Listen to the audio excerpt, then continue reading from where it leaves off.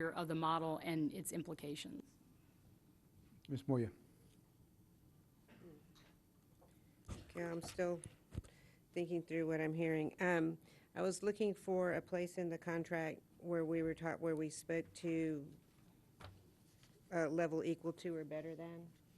And I found it on page 13, item number 8.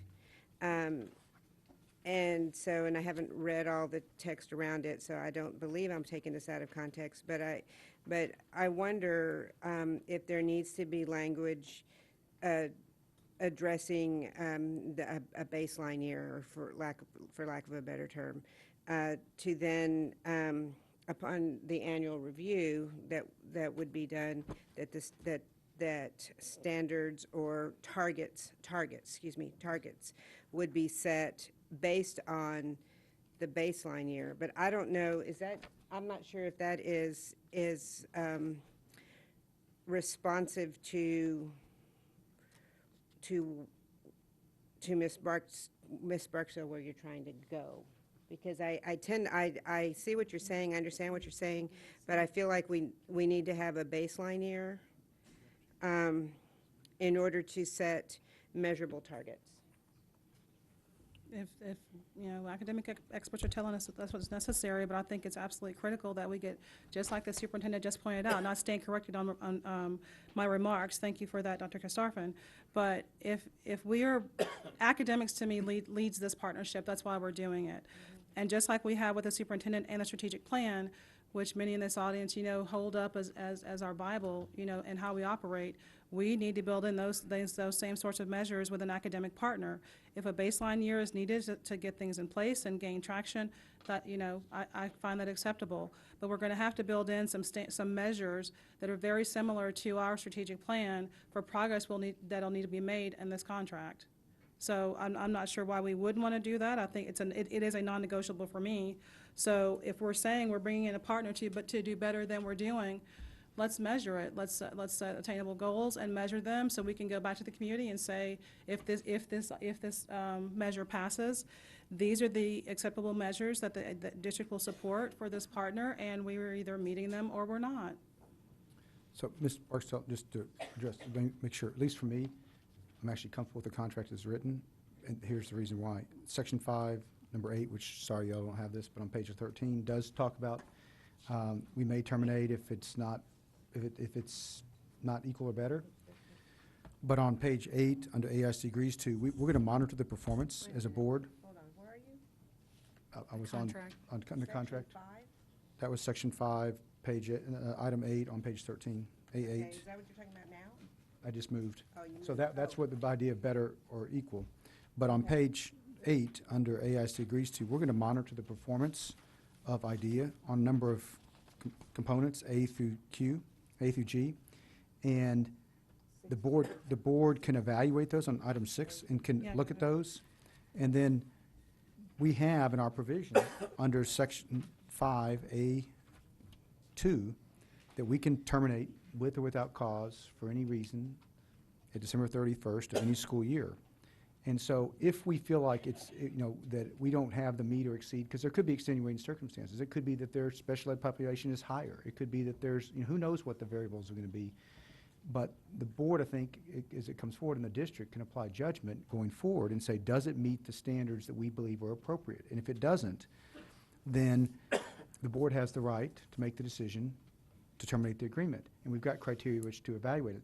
I don't know that I feel comfortable being too prescriptive and taking away the judgment of future boards that mandate that it has to be exceed, because there might be a subset on some cell for which equal is okay. When you look at the whole overall picture, maybe they don't knock it out of the park for everybody, but do for most people, and we're willing to make a call, versus necessarily giving the implication that if unless every cell is exceeding our own performance, then it's subject to termination.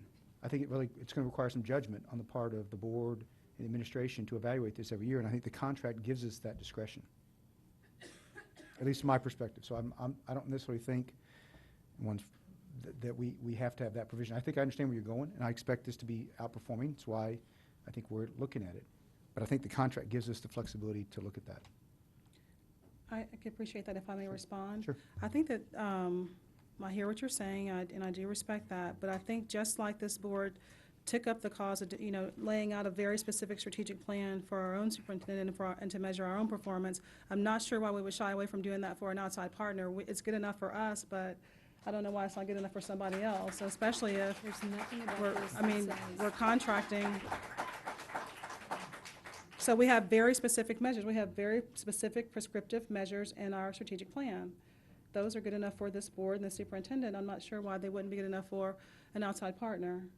I guess part of the reason is the measures we have in our plan were based on historical data of our performance of the district, based on tax. And we just went through a discussion a month ago, whatever it was, we're gonna have to revise all of those metrics because we don't have a baseline for stars. So Right. even the measures we predetermined are gonna have to change. So I'm with you on concept, but until we actually determine that baseline, and I think that can be a future opportunity for amendment. I think it's given us some discretion, but I think I'm a little uncomfortable about being too explicit until we actually have all that information. I think this agreement gives us the discretion and flexibility, and again, the judgment of a board in the future, and we review this every quarter pursuant to one of those other provisions we looked at. So I think we've got the ability to monitor and evaluate this on an ongoing basis and work in partnership with IDEA, if that's what the board's will is, to get there. I understand what you're saying, so and I think that's the intent. I'm just not sure that we need to change the agreement, at least for me, to address what I think you're saying. Okay, if I may respond.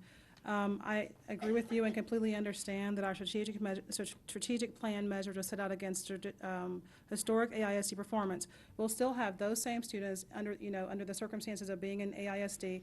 This is a comparison measure. So it isn't that we have to start with this group of students based on some history that isn't there. This is a measure of comparison. This is AISD kids in one school versus AISD kid in a group of other schools.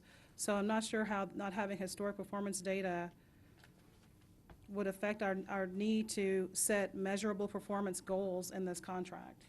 Okay, so so let's get a sense of the board on this issue and find out if people are comfortable with the language as it is versus want to change it, because I think it's already now 11:30, and we've got students that have finals tomorrow. So I want to make sure that if we can continue to argue back and forth, I'm not saying we're arguing, but just kind of discuss back and forth. But we need to decide if this is one for which the support's there or not. Mr. Snyder, Ms. Lavoy. I completely support where you're heading, Ms. Barksdale. If higher academics is the purpose for this partnership, then it should be spelled out. Thank you for your discussion on the point. Mr. Snyder. Ms. Barksdale, this was also on my list of changes I'd like to discuss making to the contract. And I had actually given this some thought because I completely agree with you that, if we do this, the aim should be that they exceed what we are already doing. That was one of the things I found disturbing about the data that I looked at. But the thought I had was, how do we measure it? And how do we either do it now or for future boards, as Mr. Williams has discussed. But what I would like to see is, and this is kind of in conjunction with the so-called Gates Partnership, I'll refer to the Gates Compact, I guess would be a better way to put it, that has been referred to before. But if we could get a group of third-party folks to do the evaluations that we're talking about here, Dr. Martyr comes to mind, Dr. Fuller comes to mind, that we could include in this, and make some kind of either semester or annual report to the board about how the data looks for both our schools and the East Side Vertical Team, and also the IDEA Charter. So, Other folks, are other people comfortable with the language? Because it sounded like you had several of these related to this particular topic. Right. Question is whether people are comfortable with the wording as it currently is, or if they would like to continue to potentially look at other changes. Mr. Torres? Ms. Markdale, I'm not sure how many other changes you have in the detail, but if we eliminate the equal to part, do the rest of the changes go away? If we eliminate the equal to or meets minimum academically acceptable. In other words, yeah. that they exceed, if the wording is exceeds Yes. only without the equal. Prescriptive part? Wait, I'm sorry, I'll cut you off, I'm sorry. Well, I think the spirit of both my colleagues on the dais is basically to meet or exceed, and you want to take off the meet. Correct. Okay, so what I'm asking is, if we eliminate meet and we just use exceed, do the other changes go away because that globally addresses those as well? Not all the, not your Yes, I 20, I'm think just talking about the yeah. ones, I think so. And of the 20, this is like 1, 2, 3, 4, 5, 6, 7. yeah. So it's Just all for those, those. it's all those academic performance measures, and on G, on our page 9 of the contract, the campus must meet or exceed the state minimum academically acceptable accountability level. I have a serious problem with it there. I mean, that's, that's just basic, and if it's just meet, then why are we bothering? So, yes, taking meet out is to me a comfortable middle ground to Okay, get then, to what I'm going at, so thank you for that. Ms. Torres? On page 13, number 8, I guess? No, it's page 8, 6, A through G. Page 6, A through G.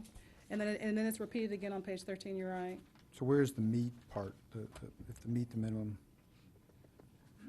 9, G, page 9, letter G. But it's number 6, letter G. And so I think that let me do these in combination. So if it's meet or exceed, and then on 8, if we decide that it's better than, or perform on a level better than rather than equal to, it doesn't mean we will terminate, right? We may. The agreement says we may terminate. May. And that's a judgment call we'd have to make. But the expectation would be that we want it to be better than what we get on ourselves. That I think makes sense. I think the meet or exceed, it loses the relative measure, because let's use this example. Let's say they're meeting the minimum and we're not as a district. They're outperforming us. That may be, given the new STAR test, depending on the way the trajectory always works, meet may be better than us on a relative basis. So we look at it not enough, but we may find that as a district, we're not achieving meet, because I don't think we know what that new accountability standard is going to be. So it could be that meet or exceed is, at least for me, maybe okay, because that's again a judgment call. But if you're saying that the provision under 8:13 is, and just towards that's what you're saying, we take out equal to and say the expectation it should be better than, and then that would allow us the right to, but not necessarily require us to, terminate the agreement. Ms. Torres? I stick with my wording, which I think is very similar to Ms. Barksdale's intent, because even for us, just because we're not meeting the state minimum doesn't mean that that's acceptable to us. Right. So we would want them to exceed, just as we would want us to exceed the state minimum. Right. Just meeting it, I mean, I think that's been our problem all along, is we've accepted meeting as acceptable, Low expectations. and we really need to be exceeding minimum. Okay, so is it the will of the board to delete on page 9 the phrase meet or?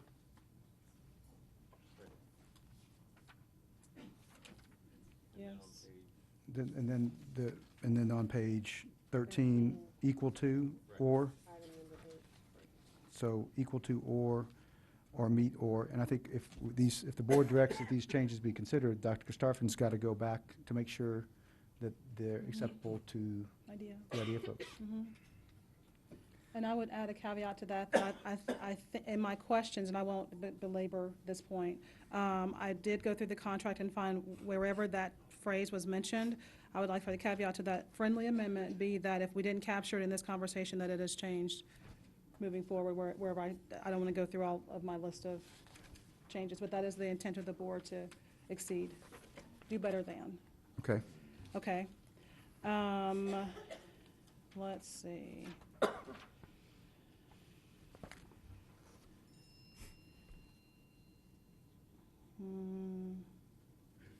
I have another question that is more complicated, and while I ponder that one, and I'm just about at the end, I think I have one more.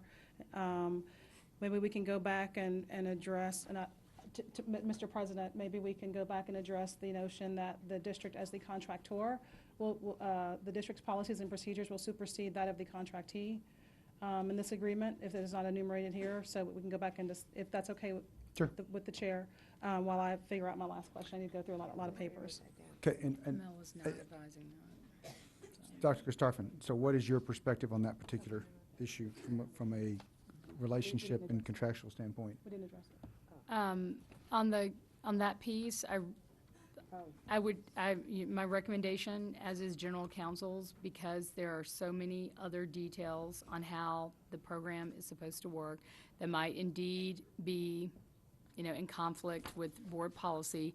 And the whole purpose of the charter, in-district charter design, is to allow the flexibility given to them under their state statute, authority to be able to do some of the program work that's different to the way AISD has its limitations in state statute.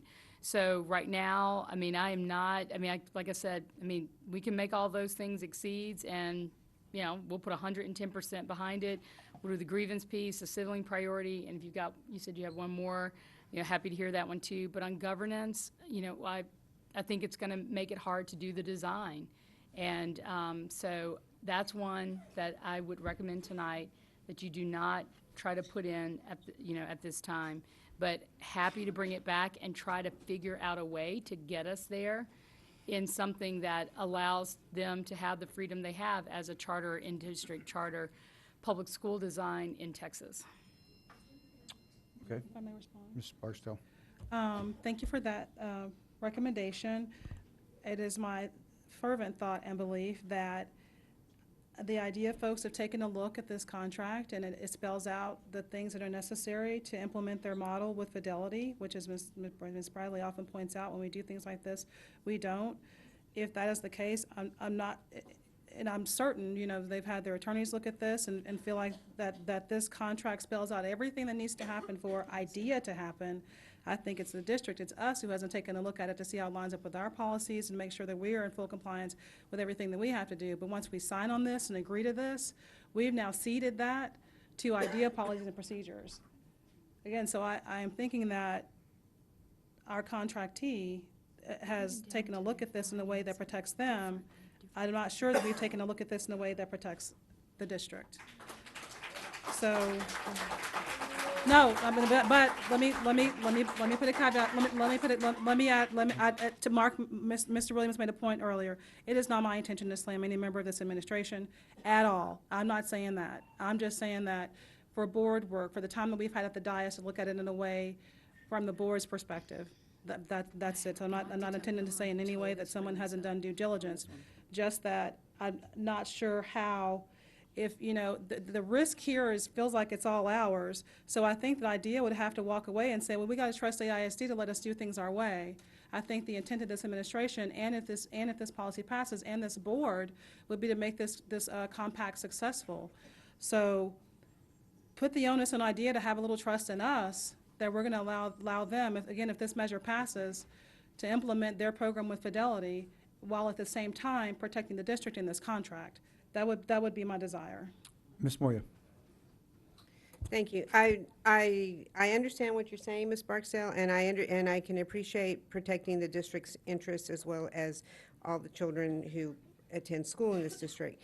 But I think that there are certain things in statute that govern charter districts differently from independent school districts. And so what I'm not sure about is if what you're saying is an effort to change what by law the state of Texas allows charters to operate. What by law? How by law the state of Texas has designed or allows charter districts to function. And so I want to make sure that what you're saying, while it's in the interest of protecting the interests of the school district, that it's not somehow attempting to, by contract, change state statute. If I may respond to that, I believe that by contract, we can't change state Well, I just wanna statute. make Right, sure. that it is my very basic lay understanding of contract law that we can't change state statute. The reason by. I'm asking Yeah. is because there's one of the statements you've made is if it's not specifically addressed in this contract, Mm-hmm. then it goes back to AISD policy. Well, I don't know what's not addressed specifically. I can help you with one. Okay, all right, just a Okay, second, hang okay. on. But I want to make sure that there is complete understanding on what this actually means. This is not an attempt to change or modify in any kind of way what is allowed in state statute or prohibited in state statute by either entity type. And because I have this concern that someone somewhere might believe that, and I want to make sure that we're clear that that's not what it is. Correct. Okay, now your turn. Dr. Streffen? Great. We have Mr. President, trustees of the board, Trustee Moya. There are a few things that are different for us. I mean, I know our CFO highlighted a bunch when we were planning that. We wanted to be sure that we allow them to have the flexibility that they have within the law. And that's part of why, why we have a design like this. But everything from budgeting to contracts to dealing with entities, how many, keep talking, because I know you had a bunch. So it's contracting, purchasing, budgeting, fund balance. There's a lot of other things that we have in policy that we do as an independent school district that's different to the chartering authority. And it does give them more flexibility than we have. So again, not trying not to work through it. This is where I think we could get ourselves in a lot of trouble without just painstakingly crosswalking those and identifying for you. These are the ones that, can default to AISD policy.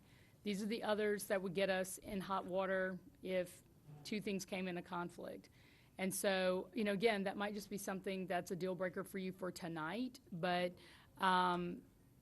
it's not like we haven't, I know Mel's taking notes and so am I, that we have an opportunity to really work through that one.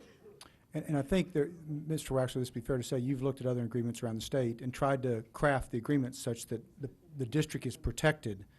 And what we're trying to do is then, with all the protections you've tried to provide as part of the agreement, is then allowing IDEA to operate with the flexibility that they are provided, that their procedures and policies might allow, that with respect to the ones that we think are most important to the district, those have been spelled out in some aspect in the agreement. Okay, and bear with me a second. I want to say this. I know we've got some students here, and I'm panicked as a father myself who's got kids who are taking finals tomorrow. Y'all are welcome to stay, right? I'm not trying to push you out at all. I just want you to know, and I think you do know this, that whatever's on the table tonight, whatever the board decides, the proposals, particularly you high school students, at Eastside Memorial will be active. You guys will graduate. Every ninth grader is going to graduate from Eastside Memorial. This will not affect Eastside Memorial and y'all's teachers and programs through 2015. Okay, I mean, the program that's laid out basically has students there. His scene's not going to help, folks. So I just want you, you guys can make them stay if you want to. I'm just trying to say that they need to understand, and if you've looked at the program, the school will still be intact. I mean, the kids that are there will be able to graduate from Eastside Memorial with an Eastside Memorial degree. The driver on that will be unrelated to this, which will be whatever accountability stuff happens with STAR. But y'all are welcome to stay. But I'm just worried about y'all. And Vincent Tovar, who's not a father of any of them, says they want to stay, and I think that's fair. But I just want to make sure that they know that that's their choice, not mine. And so, okay, Ms. Barksdale, you had another item. No, I do have one more item, and just wanted to respond to that. Again, I think that the risk here is the districts, and that is not acceptable to me.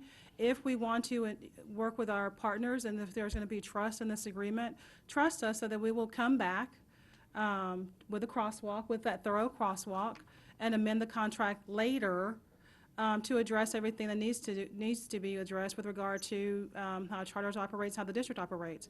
But in the meantime, as when we're voting on a contract tonight that our board president is going to sign, if this thing passes, vote on the contract in a way that protects the district. And when we come back, again, the onus is not on the district to carry the risk here. The onus is on the contractee and not the contractor. So I don't find it acceptable to vote on something where we cede our district rights, I'm not sure what the right word is here, based on an amendment that may come later. But my final point is we received an email about a week ago from a community member who's an attorney regarding open records and transparency in operation on the part of IDEA.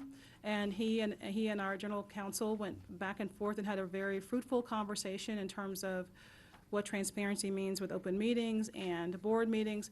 But there was another email today that hasn't had time to be responded to yet on the part of the district, and just based on my reading of it, I would like to request that we include in the contract, because I know that the charter school is required to operate under, certain laws and statutes that govern this, but I'd like to spell out specifically that IDEA's board meetings are posted, available for the public, and that minutes from that meeting are kept online in a place that's easy to find. Okay, so, but that, yeah, it feels like something that's about another entity. And so let's talk about, I don't know, Dr. Stefan, if you know the answer to that question, whether, we've addressed that or not, if that may already be happening? Yep.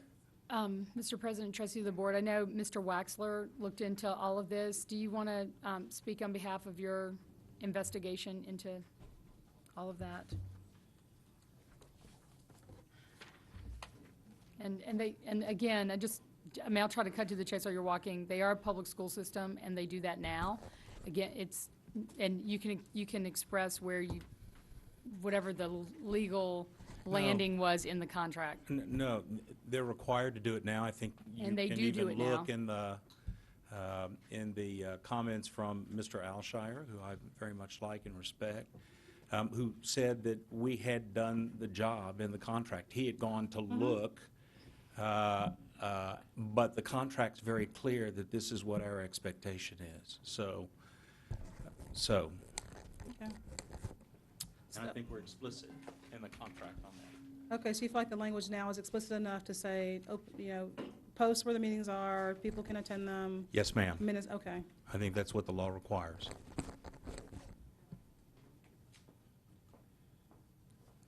All right, and if I just could, Please. I see some hands going up down there. I will see the floor. I've taken it up long enough.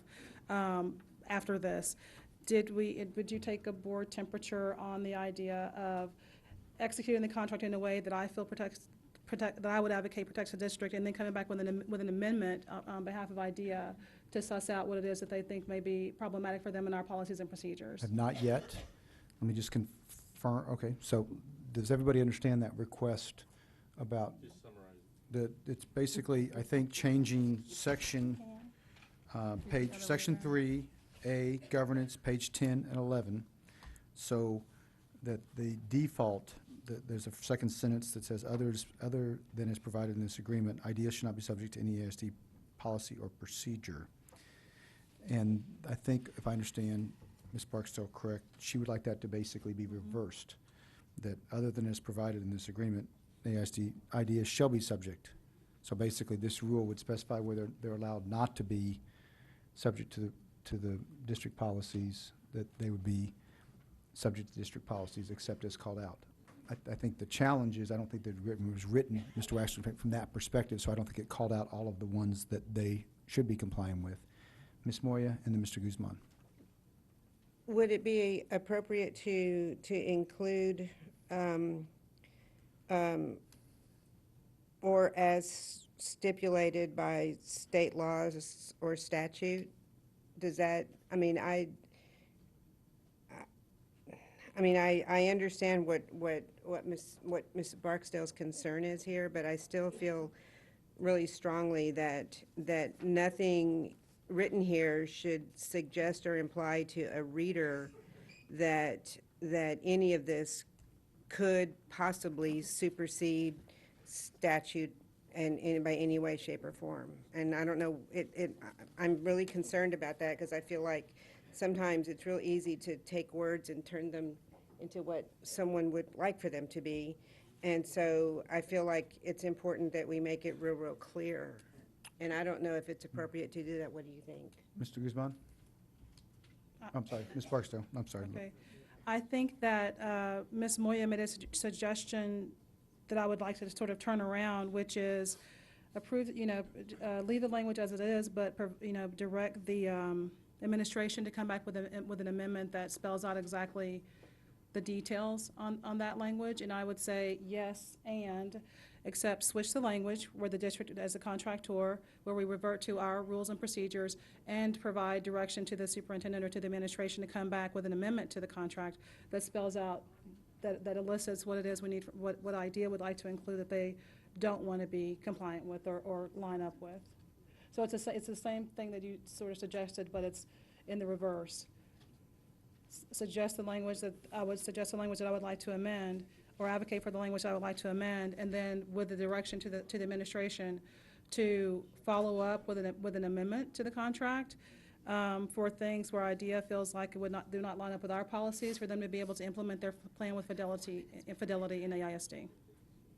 I hear what you're saying, but I was actually going with your language and adding what I was Okay, saying. we are in agreement. We are in Thank you. agreement. You set me straight. Thank you. Okay. Mr. Guzman? And what was that agreement? Because, I mean, you made the point that we don't want to impede the implementation with fidelity, and I just want to make sure that doesn't do that. Are you looking at me? Yes. You're looking at me? Yes. And so by suggesting the language that I was suggesting about as allowed or as provided for in statute, somebody with all the legalese language kind of better than what's coming out of me right now can help with is, but my point is that as long as we put as allowable or as provided for in statute, that allows IDEA to implement their program with fidelity. Because it doesn't, we're not saying that AISD policy supersedes their policy if it's not already outlined here. I'm trying to, Yeah, well, now I'm not sure anymore, so never mind, I'm going to be quiet. Mr. Guzman. No. Took something with you. Mr. Waxler, just, I know Mr. Guzman's Again, going my question's the same. Okay, let me try again.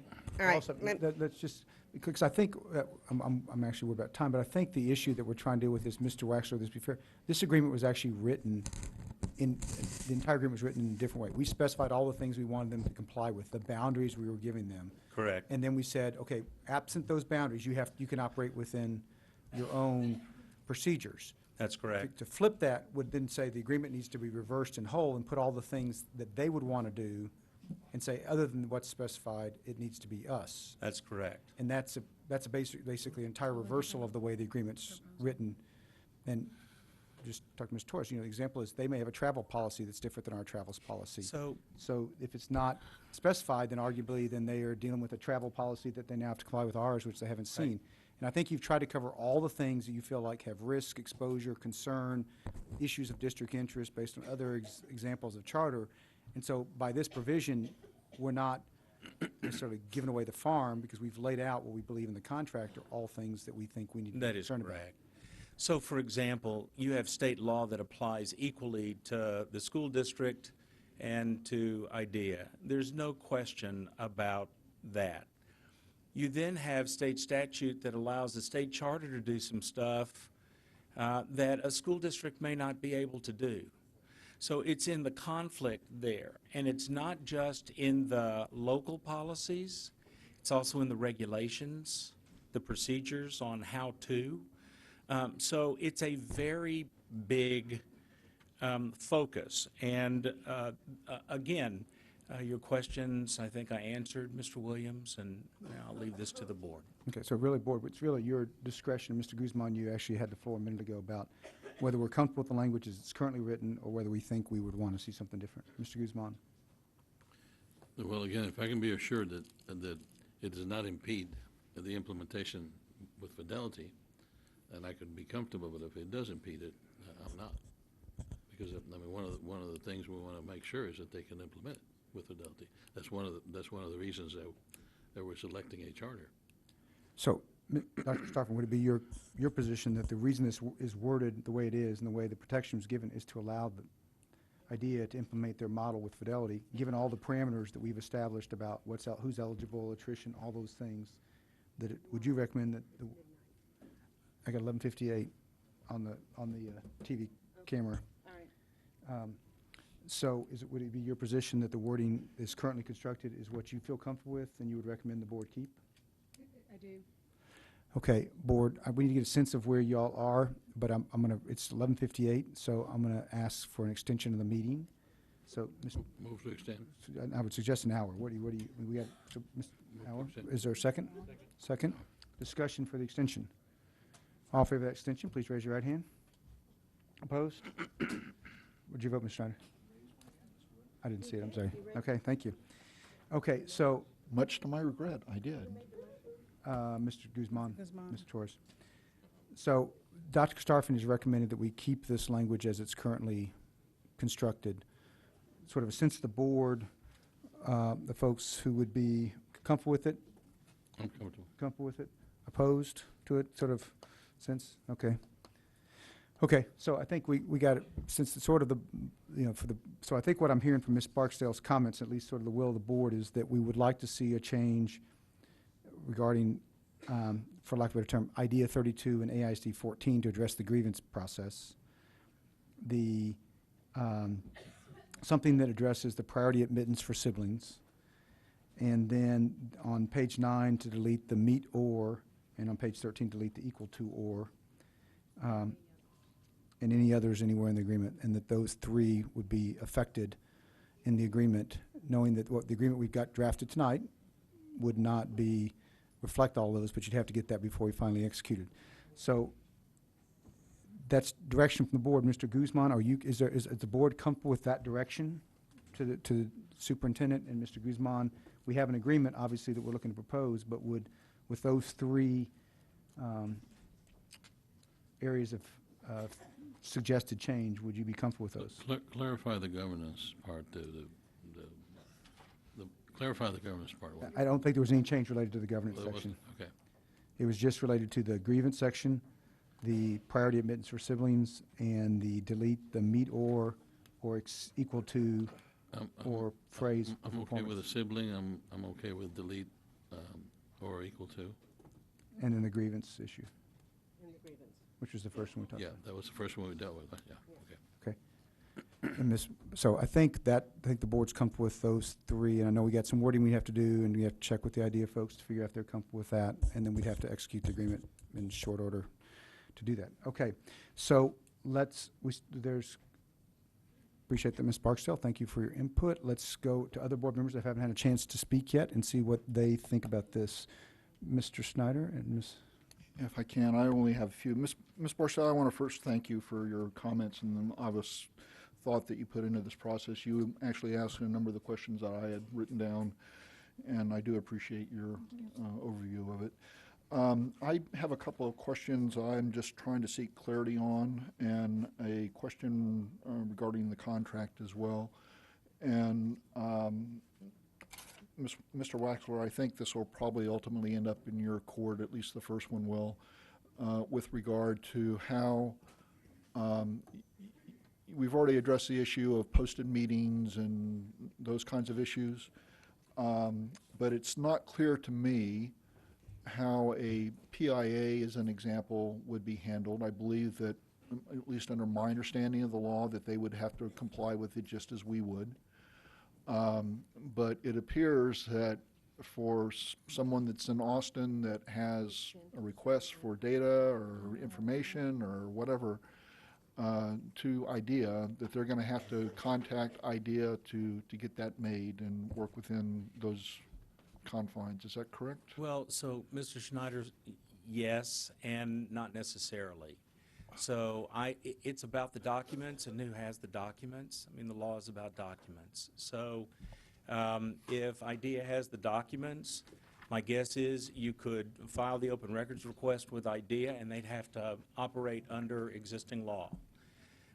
If it turned out that they had the documents, we didn't, but the Public Information Act request was tendered to the Austin Independent School District, then we would simply contact IDEA, refer the individual over to IDEA, or maybe just process it ourselves.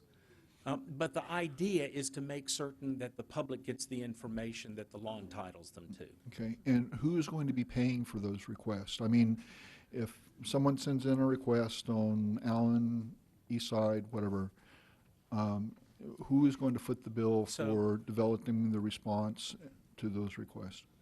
Well, again, it's going to depend. If Ideas got the documents, then it's their responsibility. If we have the documents, then it's going to be our responsibility. I suppose if we mutually have the documents, then, we'll figure out how we're going to be certain to comply with the request. And as you know, in the law, depending upon the nature of the request, it's possible that it won't be either AISD or IDEA who will foot the cost. It may be the requester. That's correct, yes. How are we going to address issues? I know that the law says that we have to respond within 10 days. It seems to me that there's a lot of opportunity here for something to slip past the 10-day timeframe that is required. Wouldn't let that happen. And we have, I think, one of the best public information officers around. But we will Mr. Mark, also... so just to be clear, I'm not really worried about us complying with it. You've shown an excellent history of responding to requests Sure. and ultimately complying with them in one way or another. I don't have that same level of confidence about IDEA, simply because I don't have any clue how they do things. Yes. And So again, I just want to reassure you as best I can. If we go forward with this, we're going to be partners, and as partners, we're going to have to ensure that the other complies very strictly with the law. That doesn't just give you 10 days. It tells you you've got to produce it as soon as possible, but no later than 10 days. So we'll just have to work on that together. okay, and failure to do so is going to result in what? Well, I suppose failure to do so would either result, according to the law, in having to turn over the documents without recourse to the Attorney General's office, for example, depending upon the circumstances. But, when push comes to shove, Mr. Schneider, if this board believes that IDEA is incapable of complying with the law as they are required, it does seem to me that that might be a basis upon which you would terminate the agreement going forward. I agree. Please, got another one for you. Section 1 of the agreement, it's actually a two-part question, if we can.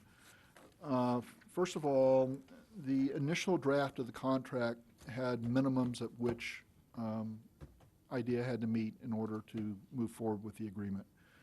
The revised wording, and I'm working something that looks like blue changes that have been made to the document. I'm saying that because I'm wondering how many versions of this document are floating around up here tonight. I keep hearing refer to page 10. Well, I do, but that point's not there. Just want to be clear. It's what we're coming across on. It said, should the minimums identified not in this section not be met, AISD and IDEA agreed to determine whether the parties can proceed forward in first year of any year that it's in question. Okay. Yes, sir. But then on the second page, and this looks like an addition that was added sometime between the first draft that came out and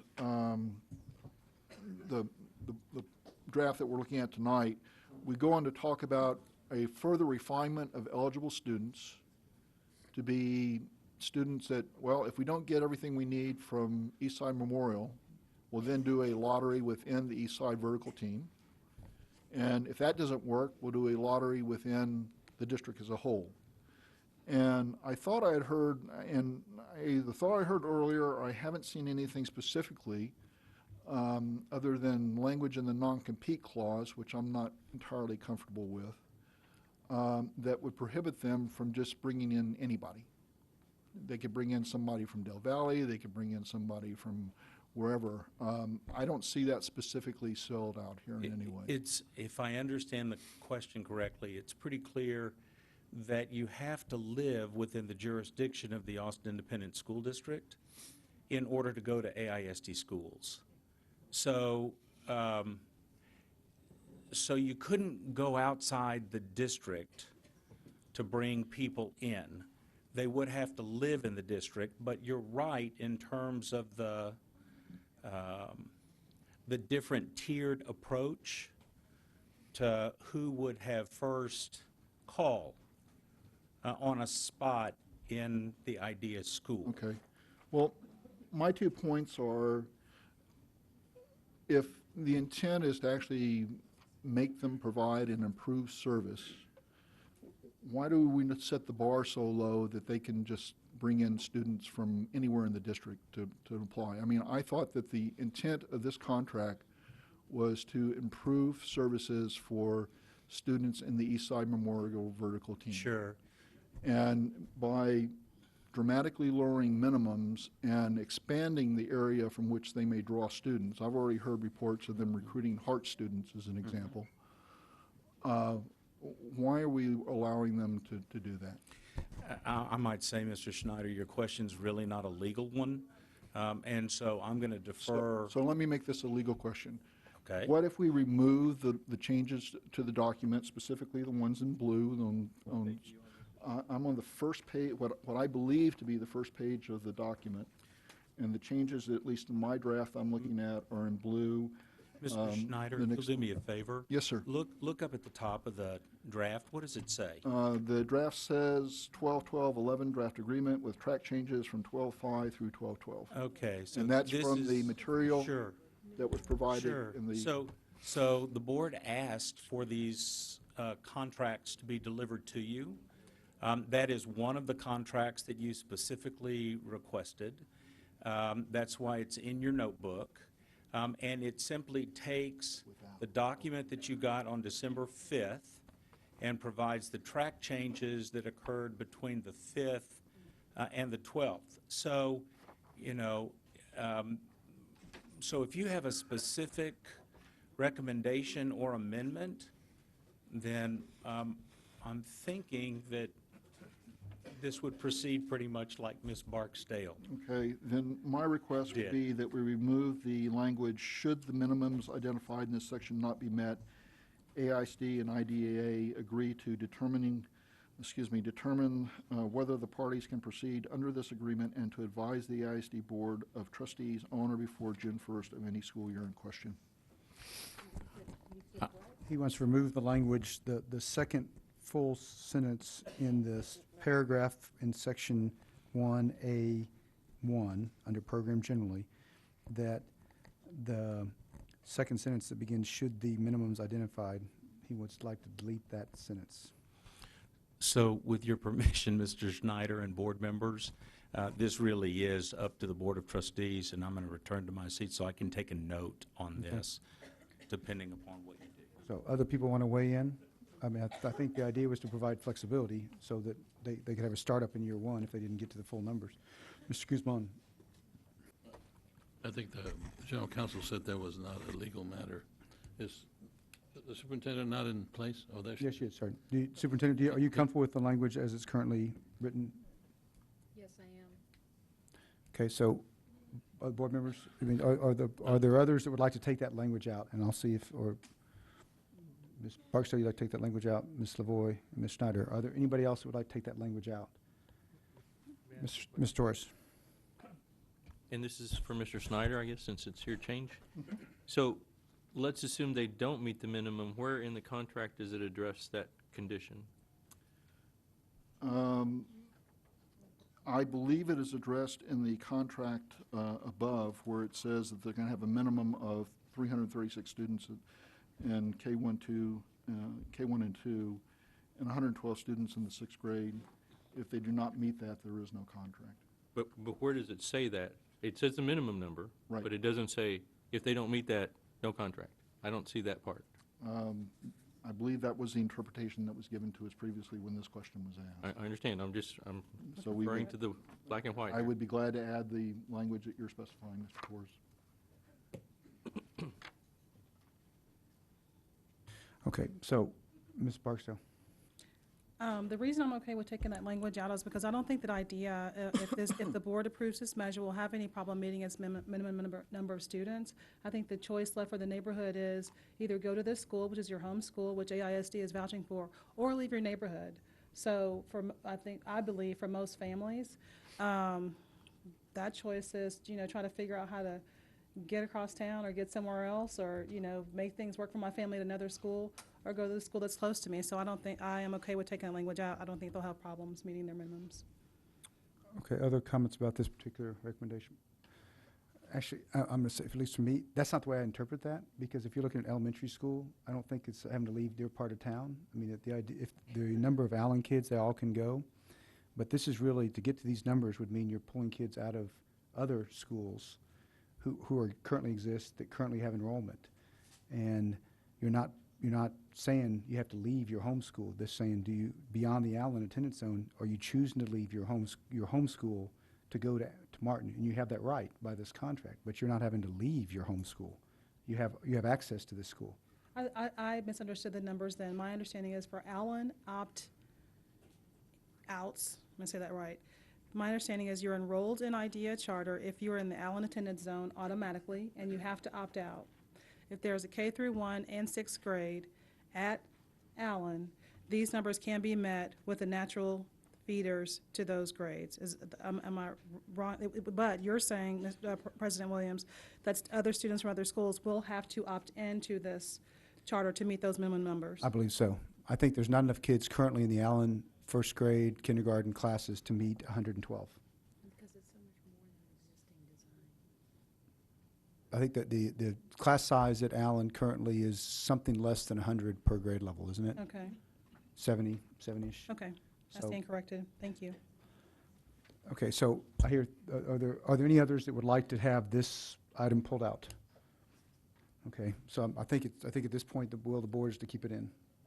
Ms. Snyder, did you have another change? Yes, on the second page of the contract, the third line down, to remove the language, "and finally by lottery if necessary, students from the district at large." So just make sure, so your proposal is this would only be eligible for people who live in the Martin attendance zone and not anyone else? That was my understanding of where we were aiming here. But the contract's always said this, so I'm just want to make sure, so your understanding is your preference would be that it would only be eligible for the Martin attendance zone students? Well, I have the Allen attendance school as well here in that. Well, Allen first and then Martin, but Right. not beyond that? Right. Okay, would there be others that would want to limit this to just the Martin attendance zone and not allow anyone else in the district to attend? Okay, not seeing that. Ms. Lavoy? I'm interested in exploring that. And, if no other board member wants to discuss it, then we can do that. Probably have a lot to cover, so I'm looking for sort of a majority of the board that is interested in potentially limiting this to just the Martin attendance zone. Okay, I'm not seeing it. So Robert, other changes? That would be it. Okay. Ms. Lavoy, do you have changes? Thank you. Golly. First of all, I want to say thank you to Ms. Barksdale for your leadership on academics.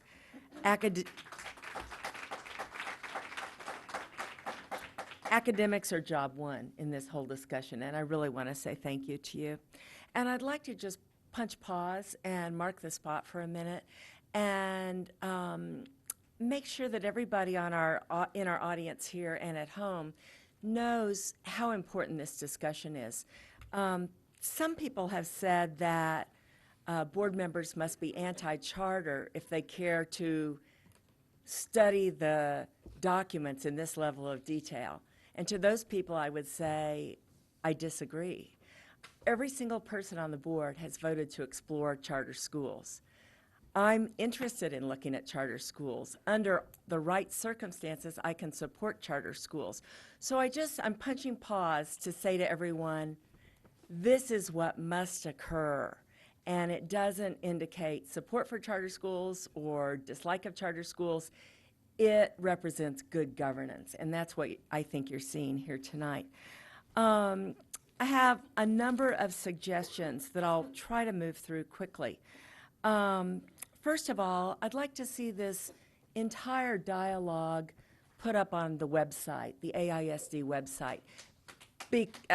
I've gotten a number of calls this week that people can't find answers to questions. One of the problems with writing a contract like this is that everything's not reflected in the document. And I think when we do this again, it will be done very, very differently. And I'm not sure there's a single person on the board who would stand up and cheer about the way this has been done. And so, because we're getting so many answers to our questions verbally, it's terribly important that this information be written and posted on the website. So I'm making a formal request tonight that all of the Q&A that went back and forth among the board be posted as is, non-redacted, non-edited, and that a version of what we're discussing tonight, where we're making these decisions and getting verbal answers, that these minutes and the decisions we're making also be put into that package of documents, and that they all be together in one place. That's another thing that so many people have asked about in this process. Why don't we have one document that has all the strands of information in one place? And so, hearing no opposition to that, I will assume that it will be done. Miss, you're being a little presumptive, because it's not really your responsibility to ask, and Sure. it's my, All right. so let us see if the Sure. will of the board. I know you're, I'm trying no to bullying honor- here, no I'm bullying trying here. to move you So- on as you requested. So I want to get a sense of the board, of whether they, Ms. Moya, The minutes to all of our meetings are posted on the web. Am I understanding your question, Ms. Lavoy, to be that the minutes be posted elsewhere? Or are you suggesting that there be some kind of a link on our website that where we're talking about,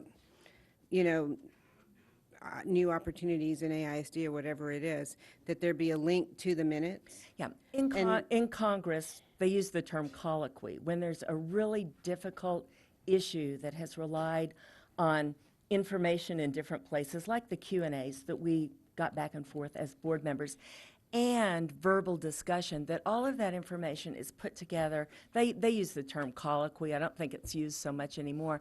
But what it means is that all the discussion points are brought together in one file, so that somebody who's trying to follow the discussion, or, for example, understand the terribly complicated answers to Ms. Barksdale's questions that we got a few minutes ago, that those appear somewhere, so that the discussion that was made on the fly, the legal answers we got on the fly, all go in one place, so that at the click of a mouse, I or any member of the board or any member of the public could get an answer to that question. Okay, so let me make sure I'm clear on what your question is. Then the minutes are posted, the board meetings are broadcast on our website. And so are you asking for someone on staff to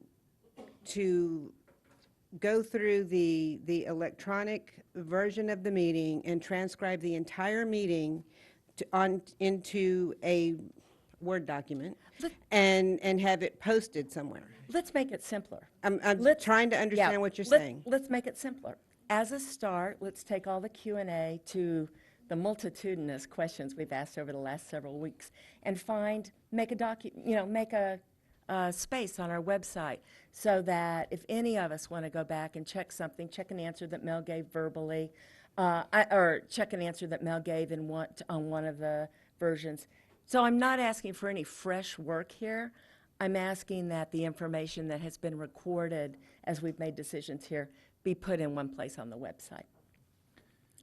so not asking for it, Ms. Brister. Can I make sure, are you asking like for the meeting itself to be available to the public, or I'm so try- that, so we can so they could hear the discussion? Because last week's meeting is already on the web, and so I'm just kind of confused as to what exactly. That's not at all where I'm going. Okay. Let's see, these are answers to questions that we got today. That's what I want to see posted. I want to see all the back and forth that has informed our decisions, all the written info put somewhere in a single file. Ms. Barksdale, were you asking to interrupt? Well, hold on a second. It's again, you're not in charge as much as yeah. you'd like to be. Mr. President. And sometimes acts I like saw that. her face, So, yeah. um, Yeah, I saw Wait that. for our president. I So, saw that. I think the request, and it's really a question of Dr. Starfin, is well, obviously the meetings are available, the minutes are online. is whether the information that's been provided to the board via the Q&As can be somehow aggregated and provided, like the community feedback that's online somewhere, so people can at least have access to the information. Effectively, it's all, I think, absent any attorney-client privilege information, it's all public record anyways. Would it be possible to provide someplace to post it? It may not be tomorrow, I realize, and we got people that are exhausted, but could that be made available to the public? Of course, if it's the board's pleasure, we're happy to do it. So question for the board members is, are people comfortable with that information being posted? I know it's going to take some time to organize it. I'm not presuming you do it overnight. I mean, there's a lot that has to be put together. And we got lots of different files that probably needs to be sequenced by date and source like that. Mr. President, Mr. Guzman. I'd like to know how much time that takes. I mean, this particular process in terms of questions that were asked, I don't know, I quit counting at 500, 600. And so how much time does it take staff to do that? Dr. And Starkey. if it's doable, fine. And then are we going to do that for all our meetings, for that matter, or just this one? I'll know the answer to Yeah, that. Dr. Okay, so, Starkey. Mr. President, trustee of the board, to your last question, that is a decision for the board.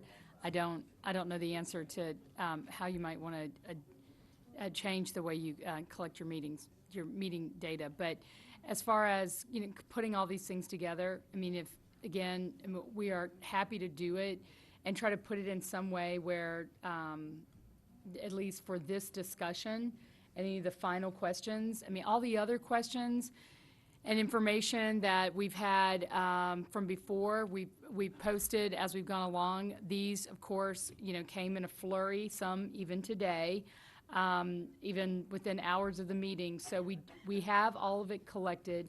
What I'd like to try to do, which might take a little bit more time, is, put it in categories or just sort of, do some trend analysis on them. So we have them clustered in a way so you can see maybe, all the questions about enrollment versus something else. So it'll take a little bit of time, but we're happy to do it. And again, this is just about making sure that people are informed about everything that's important to you, that's important to us, and will be important to them. So we can do it. Just, please be patient with us as we try to pull it together in a way that's coherent and easily searched. Ms. Bradley. Mr. President, I call the question. Okay, is there a second for calling the question? Second. Okay, there's a request to call the question. It's going to require a 2/3 vote of the board to call the question. All those in favor of calling the question, please raise your right hand. Opposed? Okay, so Ms. Lavoy. Thank you. I'd like to turn our attention to the non-compete agreement and make certain that we understand exactly what it covers. The plain language in the section says that IDEA shall not engage directly or indirectly in any practices, projects, or other activities, including but not limited to the operation of any schools under its state charter or other charter, which has the effect of competing against AISD.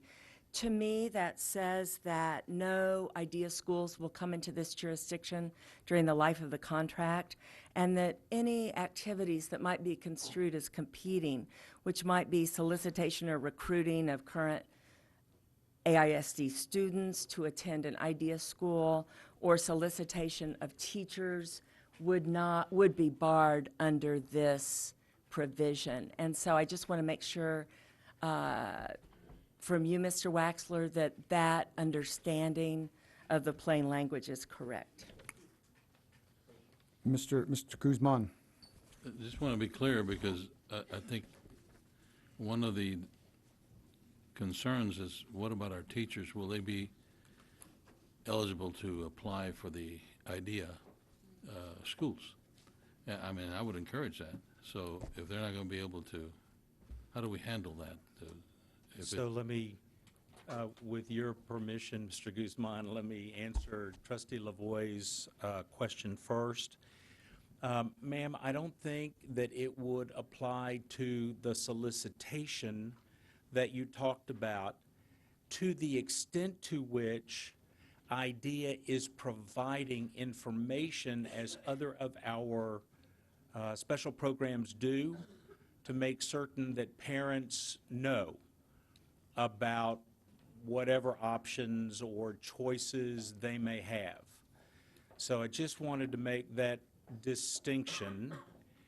And then, Mr. Guzman, there is, again, apropos of the employment provisions in the contract, there is a provision that, to which IDEA commits itself to guarantee an interview for any teacher in the district who wishes to apply. More than just a teacher, any staff, I believe, in the district who wishes to apply. So I hope that answers your question, sir. And you. Okay, Ms. Lavoy. Yes, ma'am. Is my basic understanding correct that this non-compete language prevents the operation of schools within the AISD jurisdiction for the life of the contract? Yes, ma'am, it does. Very fine. Thank you very much. Yes, ma'am. And then I have just one more important question, and then the others can be handled very quickly. In Ms. Barksdale's discussion of academics, sorry. Thank you very much.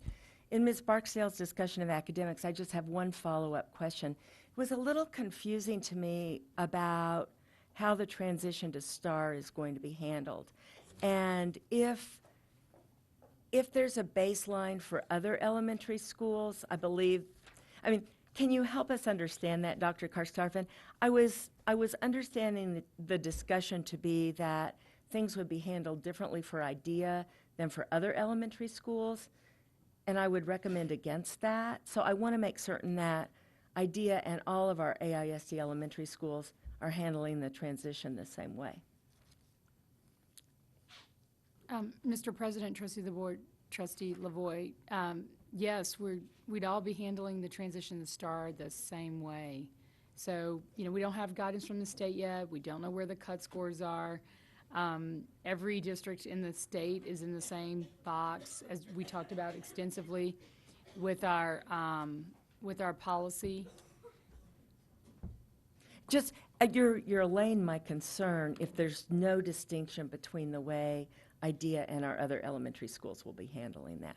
I think that's what you're saying. Yes, ma'am. Okay, very good. Some of the other issues that came up in public comment tonight that I think are terribly important ought to be addressed, and perhaps they should be addressed by asking the administration to bring back language for a contract amendment. I'd like to see something on teen parenting, because there seemed to be some concern among some of the speakers that there would be some disadvantage for teen parents, and I think that may have to do with childcare. There was another concern from our Teacher of the Year last year that she's brought to us before around bilingual and immersion language, and I don't want to represent what she said because she did it much better than I could, but I do think that needs clarification in the contract. Another point that needs clarification is Mr. Williams said that the board would monitor IDEA quarterly. I couldn't find that in the contract. It may very well be there, but I just want to make sure that this board is obligated to look at the performance data on IDEA on a quarterly basis. Page 11. Okay, and it does say quarterly? That they would meet with AISD representatives / members of the Board of Trustees on a quarterly basis to report on the progress of the school and to address any matters of concern. That was a little vague, I thought, because to me that didn't obligate monitoring around the laundry list of 6 or 8 performance criteria that we had stipulated somewhere else in the contract. I didn't see a connection between those two, and I think there should be a connection. As you know, some of that data is not available quarterly because it's end-of-year accountability, so I think that we'll have to determine with them, and I think the board will have the ability to say what do they want to see. And we can figure that out. It may be attendance, it may be discipline, it could be other components, just like we'll have to look at all of our schools. Some of that end-of-year accountability stuff is not available until once a year. Understood. I think some is, some isn't. Right. I just wanted to point out there wasn't a connection between those two sections. I think we can work on that. And so those are the things, the strands that I think were left unattended from citizen communication. Thank you. Okay, Dr. Starfin, what is your sense about the issue of teen parenting and bilingual, and are you comfortable with the agreement as it's currently worded, or do you think there ought to be changes to address those two components? Mr. President, trustees of the board, in the contract, we explicitly address bilingual education. It is fair enough that we are transitioning from our own model to a dual language immersion model. However, part of the program design that they have today that, you know, works for their academic delivery is what it is. I know they are interested in perhaps transitioning with us, but that's something that the University of Texas, Dr. Martyr, and even the Texas High School Project has offered to do, and bringing us together to kind of work through what is really transitional and what isn't, and what might work and not work, and in keeping to the fidelity of the design. So I know bilingual is in the contract. It's stated, the quarterly thing is stated.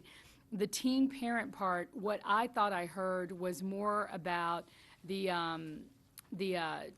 daycare center, which is not something I have in the contract, but I'd have to go back and look at it. That's not something I'd heard before tonight. So that's one that I need to go back and look at.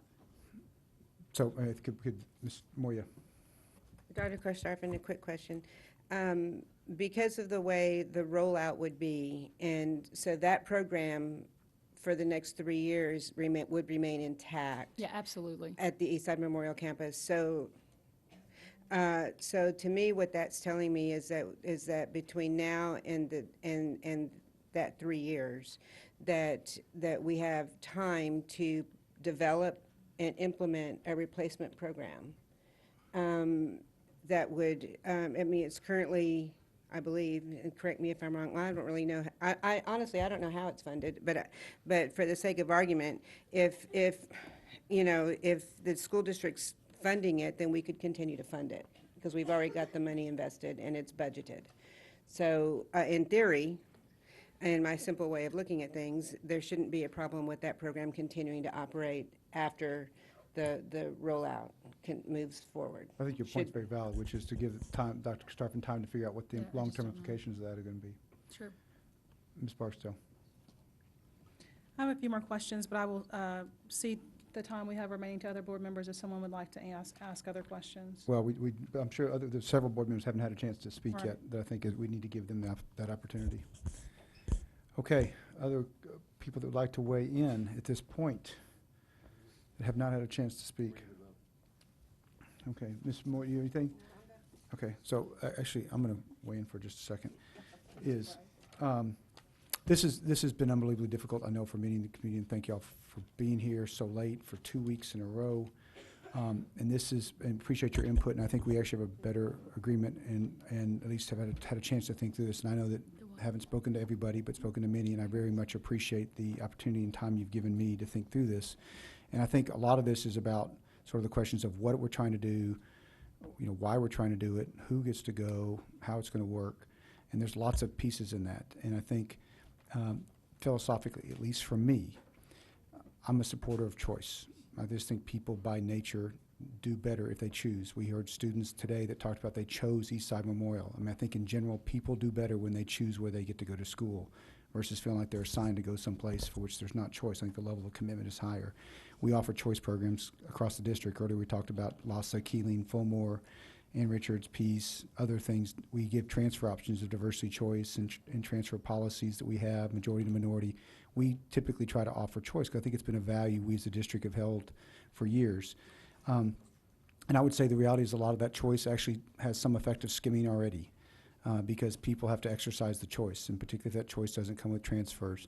So our demographics of our choice options don't always reflect the district demographics. But I think what we're talking about here is creating an option that would provide choice for students. The Allen Attendance Zone would certainly have the right to go. Other students from the Martin Attendance Zone would have the option to go if they so chose. That doesn't mean they have to go. We've got many elementary schools and a middle school that we've got to support no matter what. What I heard Dr. Starfin say tonight, and at least she can confirm this is true, is a commitment to work. I'm getting kicked out of this meeting for no reason. Thanks a lot, guys. This has been a wonderful democratic discussion. Thank you. Hey, folks.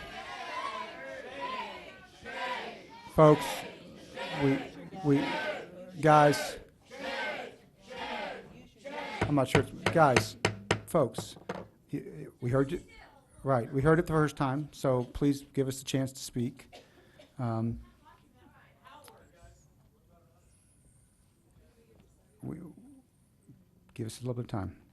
So I think this is where we're in a situation where the charter model of questions does it make sense for our district? I think it's a philosophical one. Do we decide this is an option that we think makes sense to offer within AISD or not? And that's, to me, at the core, decide, does it make sense? What I know, and you guys may or may not agree with this, but I may not send my kids to this program. Y'all may not send your kids to this program. You may not work at this program. But what we know is that there are families today that I'm not going to prejudge for them, that are choosing for their children to send to programs like this. Right now, those programs are outside our district. And that may be fine, but the question to me is philosophically, should we offer that choice within our district for our children? And I lean to say yes, because my bias is one of choice and giving families options, knowing we can't support others. Folks, look, when you guys say things that I may not agree with, I'm not hissing you, so I'm going to request that you don't hiss us back. I mean, all of us have an opportunity to say our piece. This is my opportunity. So the situation we find ourselves in is really one that says, should we try to offer this? Different people have different positions about where we are. But the reality of this model is we're trying to offer one that's an idea offering. I think we've got protections in the contract that allow us to evaluate whether this works if we decide we want to do it. Long-term, future boards have an opportunity every year to evaluate it. The process was far from perfect. And I know there's a lot of frustration about the process and the communication. And I really believe that there are several things that were unfortunately said or perceived about disparaging teachers on the east side who I think are working unbelievably hard. And I don't think this is anything about trying to imply that that's not what's happening, or that we're somehow looking at failing schools or failing kids. We see remarkable kids coming out of our school districts all the time. And what we've got to do is provide better for our kids. And I don't think it's limited to just this option. I mean, we have got to provide better for all of our kids. We've got to provide a way to support all of our kids on the east side. And to me, this is one element of a strategy, a broader strategy to try to do it. We're dealing at Reagan and Johnston today, LBJ, excuse me, it's late. Reagan and LBJ, early college high schools. We're doing different things to try to meet the needs of different kids in our community. It doesn't mean that each of these will fit every child and every family. But I think what I'm trying to do is not presume that I'm not going to offer a choice that some families may choose because I don't want it for myself or don't think it's appropriate for my family. I want to apologize because the process has been difficult, it's been painful, it probably feels rushed, it's been poor. But at the point tonight, we have to make a decision as a board about where we want to move forward and whether this is the right time to offer another option, knowing there's a huge commitment to try to improve things for all of the other schools, and knowing that we're going to have to do a lot to rebuild trust whether this goes forward or not, because people feel like that they weren't heard and their opinions weren't valued. And that's incredibly unfortunate. But at this point, I think for me, I'm comfortable trying to make a decision about moving forward. And again, my bias is trying to provide families choice, even if it's not a choice that each of you might choose to take. Any other comments or questions at this point? Ms. Barksdale. Thank you for that, and I appreciate that I let somebody else go for a change in this one. I have a couple of questions. I know we're running out of time here, and it is getting late. The first is for the superintendent. I asked the question in my list of questions, let's see, about co-location of Eastside at the Eastside Memorial Campus. And let's see, and the question is if Eastside Memorial High School or a component thereof is rated academically unacceptable during the time that IDEA students are co-located at the school with non-IDEA students, will the partnership be terminated? The answer was no.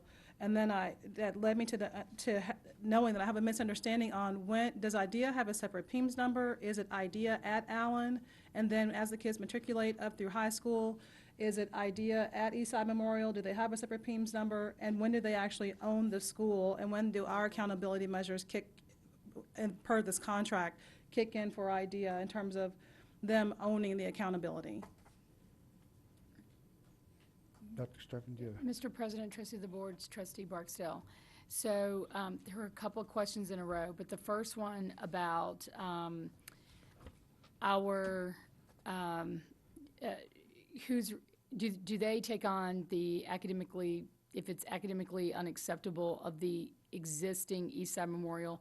No, that is not their PEMS number.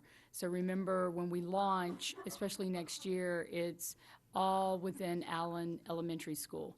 Now, to do the next piece, which is a lot of what, again, typically, as this board has had a lot of experience, when we are building new designs or doing different things, you have to go to the state and talk them through everything and make sure that they are in agreement about whether or not we get new PEMS numbers or not. So that's something, that I've got to go to the state and talk about. But what I would anticipate is, if at all possible, this is part of what we end up doing. You could see it go one of two ways. When the sixth grade moves into the actual building with Eastside Memorial, it could have its own PEMS number. But then in the out years, again, just trying to figure out what's the best thing to do. If there's some way in the partnership that we are actually working together and able to merge, take on a PEMS number and help with the improvement of the rest of the school, that's something that we're open to too. But right now, it looks like we probably would have two separate PEMS number, but not starting with the first year. The first year, it would just be, it's Allen as Allen. Okay, let me make sure I understand. It's Allen as Allen for the first year, and then sixth graders move on to Eastside Memorial. Are they still Allen? The sixth graders that are at the high school campus? Well, remember Once they are seventh grade, remember it goes K1, 2, 6, Yes. all in Allen. yes. Right, and I've got to, and again, I've got to work out with Commissioner and everybody else to make sure everyone's comfortable with the growth design. But there will be a PEMS number for Allen, and then after that first year, the rising seventh graders and the new sixth graders go into the new building. And that's where we've got to figure out whether or not it's a totally new PEMS number just for those two grades as they're growing, or is it that we can, have one PEMS number and it doesn't necessarily penalize anyone else. What I suspect is that it's going to end up with a separate PEMS number. Okay, And our board, that's just, we just don't have control over who gets a PEMS number. I'm trying to figure out who and when does ownership of accountability happen, the state accountability. Does IDEA own the Allen accountability beginning next year Yes, for any kids that are on that campus?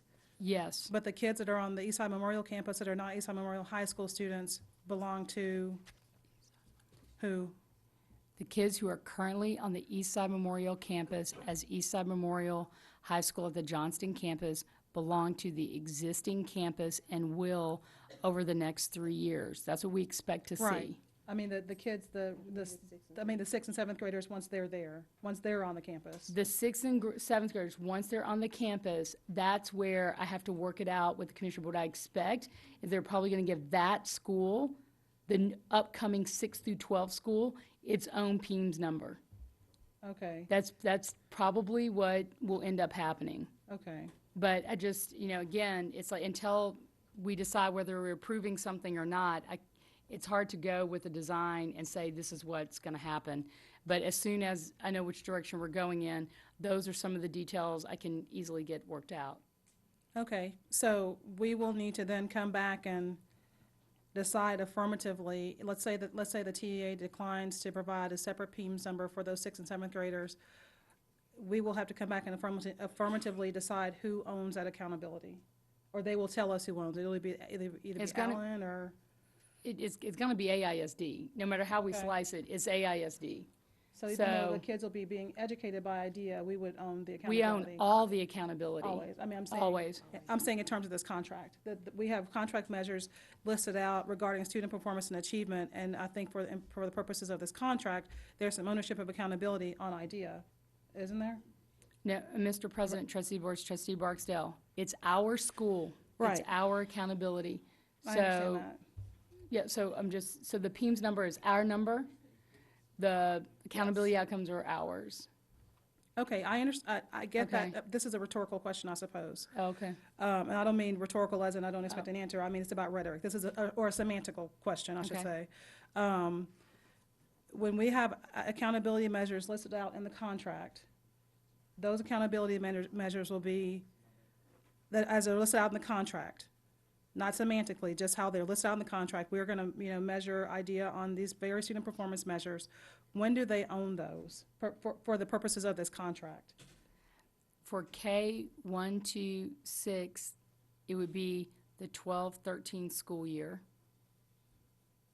Right? okay? And then 13-14, when rising 7th graders and the 6th graders go into Eastside Memorial, they own those 2 grades. Okay, And so what I anticipate is that it would have its own separate PEMS number, and as they're growing the grade levels, that is what builds Okay. the 6 through 12.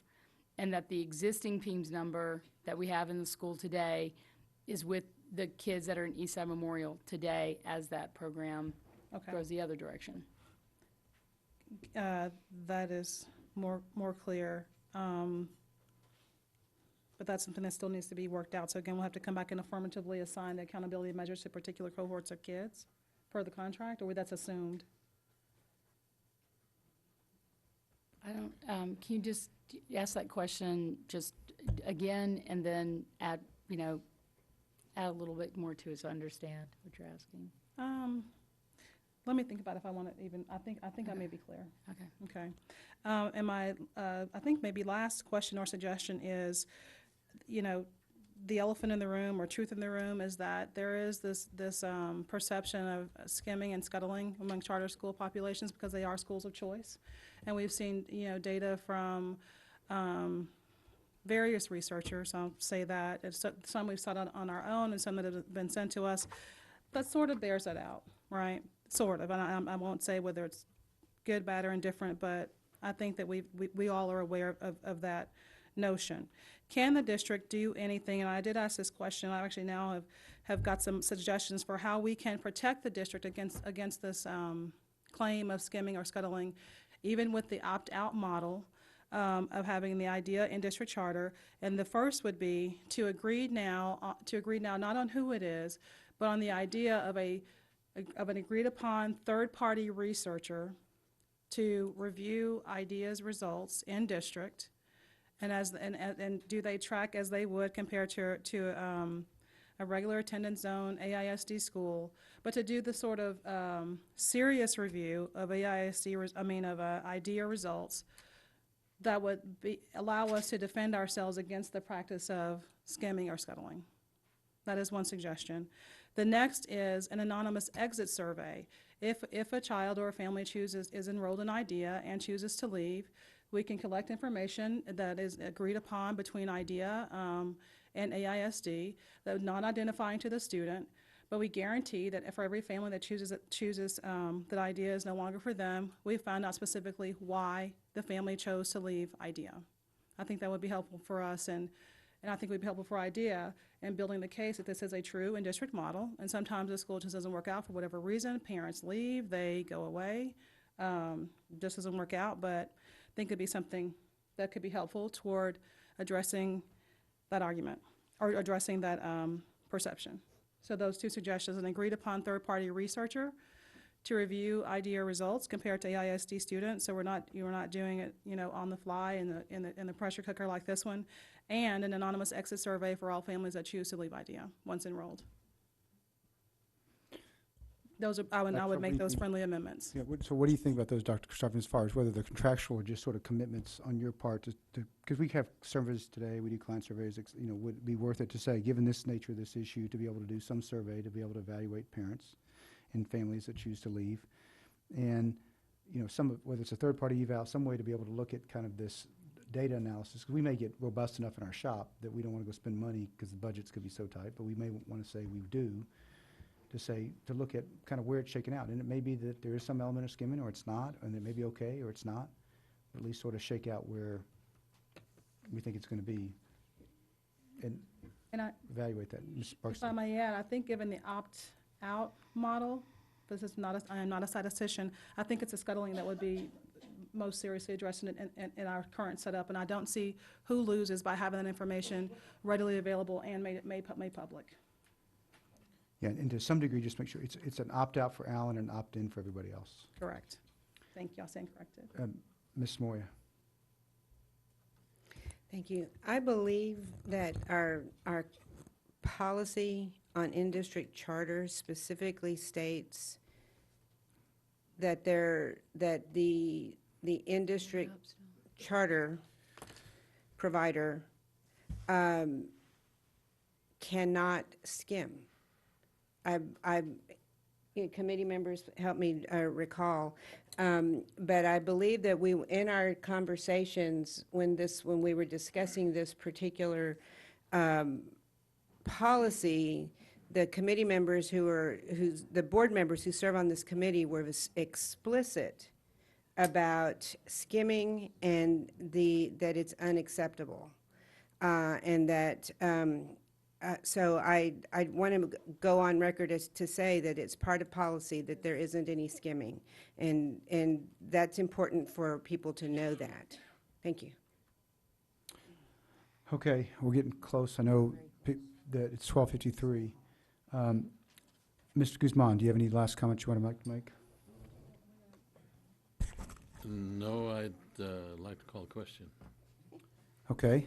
Does anybody oppose the calling of the question? I had a Ms. question on the Bark- table, and we did. Oh, yeah, I'm sorry. didn't get a chance I'm to sorry. answer. Go ahead, I'm sorry. Mr. Guzman, would you withdraw that just for a moment to Just let Ms. Barksdale? Withdraw. Thank you. So the answer to the question about the two things, or did you have another one? I'm sorry. So the skimming piece, Trustee Williams. The guy sitting next to you. Sorry.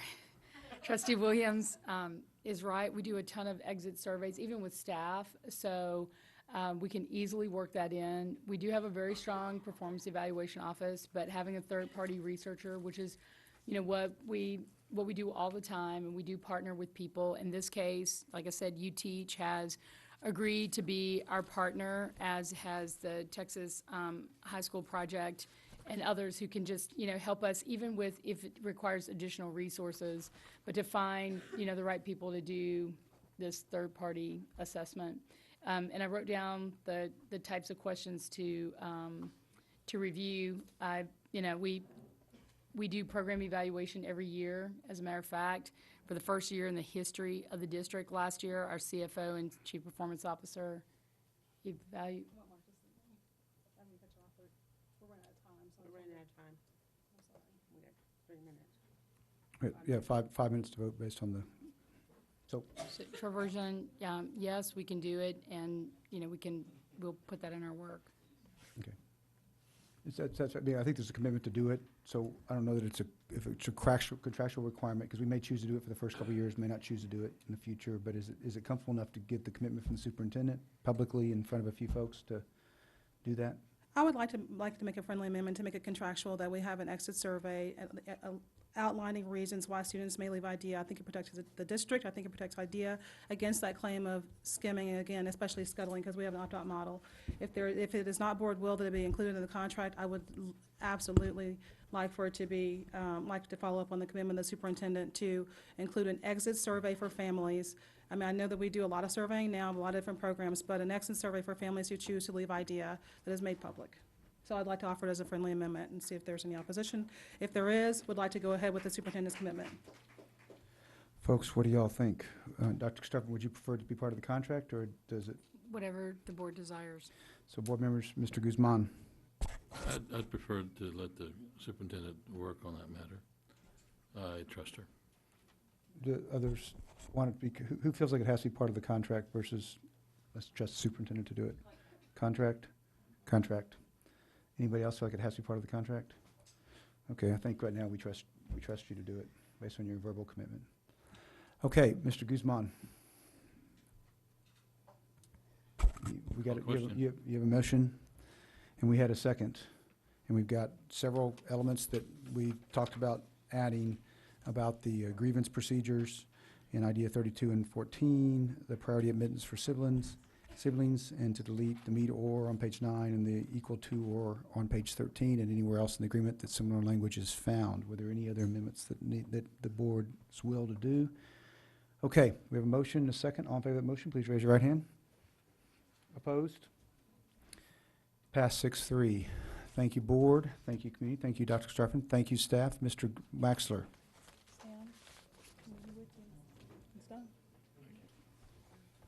You got 2 minutes, unless we extend the meeting. Just need to be clear, board members, once these changes are made, is Mr. Williams, as board president, authorized to sign the contract? For the 6 that voted so yes, would they, Ms. Bradley? Well, I was getting ready to say it has nothing to do with Mr. Waxler standing there. It has more to do with the receiving schools, the receiving elementary schools. Dr. Karstoffen? That way. Dr. C? This has to do with the receiving elementary schools. Can we have a plan as to what that's going to look like? What resources will be put in place for the schools that will be Yes, ma'am. receiving? Mr. children President, from- trustee of the board, Ms. Bradley, absolutely. And, we, just like the North Central overcrowding, there's going to be other schools that are receiving. We will be using the same methodology of work and assessing to provide those schools support and ensure a successful transition. So, can I further, Mr. Guzman, it's your district, so I'm going to suggest that it goes beyond that.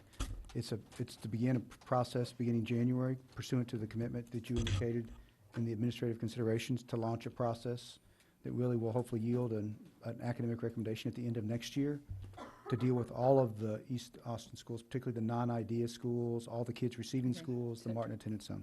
So, We got 1 minute. Okay, Mr. President, we will bring forward what we feel like we can manage, have the capacity to do. So it may not be the all thing, it's going to be portions of it as appropriate for what we think we can do, of course, in balance with all the other annual academic, annual academic and facility recommendations. So just like, not sure about the expectation, but it may or may not be everything, but just, if we could just work through it, that's the commitment to, because we've got lots of other things to address in Commitment District to the 2. process to work with the community. Absolutely.